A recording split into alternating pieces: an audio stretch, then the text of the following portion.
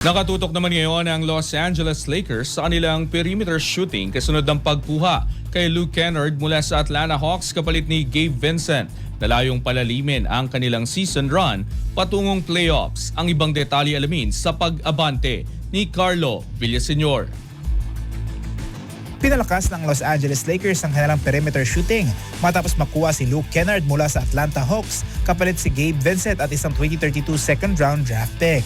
Dagdag si Kennard bilang isa pang offensive option sa wing para sa Los Angeles Lakers kasama nina Luka Doncic, Austin Reeves at LeBron James habang tinatahak ng koponan ang kalahati ng season.